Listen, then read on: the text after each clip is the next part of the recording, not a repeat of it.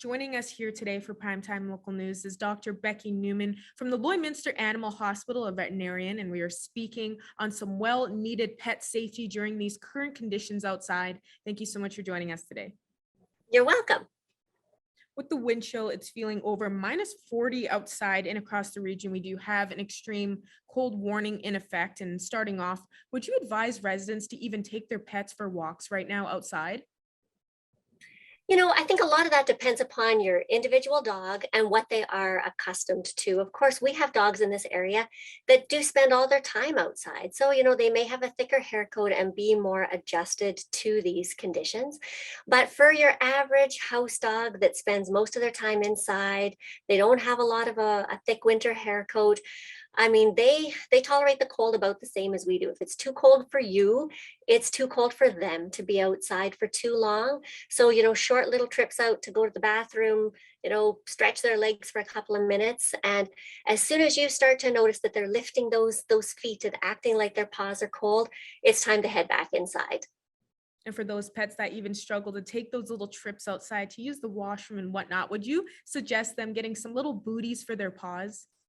Oh yeah, for sure. Dress them up in the winter if they'll tolerate it. Some pets just don't like having clothes and boots on, but if they'll tolerate it, for sure, a sweater or a little coat, booties that you can put on their feet. I had a client in just this morning telling me that once her dog realizes with the booties on that she can stay outside a bit longer, she tolerates them really well. It does maybe just take a bit of training to get them to want to wear them. Now, moving on to the worst of it when it comes to this cold weather, what are some of the symptoms that people can look out for when it comes to frostbite with their pets? Yeah, so frostbite can be a little bit tricky because it doesn't always show up right away. Sometimes people don't recognize the symptoms for a few days. So when an animal first comes in from outside with frostbite, as they start to thaw, as the tissue starts to thaw out, it actually becomes red and hot and swollen, and it can be quite painful in that sudden stages when it's thawing out and quite swollen like that. It's not until sometimes a few days later that you start to see the discoloration to more of a bluish gray color like that, or you'll start to see a line of healthy tissue and tissue that is dying. And then that dying tissue will start to shrivel and can eventually fall off. And of course, the areas we see affected the most are the extremities. So the ears, the tails, the feet, things like that. Because of course, they're just farther away from the heart. They don't have as good a blood flow.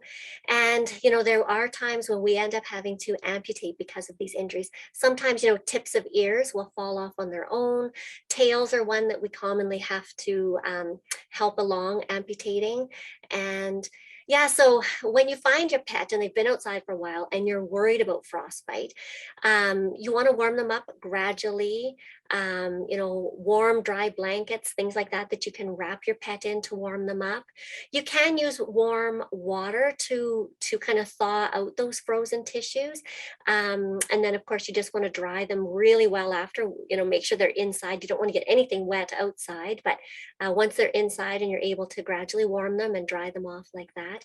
And then it is important to, if you think it is frostbite, to seek some veterinary care because it can be really painful. Like I say, those first few days when they're hot and swollen, red and painful. So often we're looking at pain medications, potentially antibiotics to prevent bacterial infections, and like I say, potentially amputation down the road, depending upon the degree of frostbite.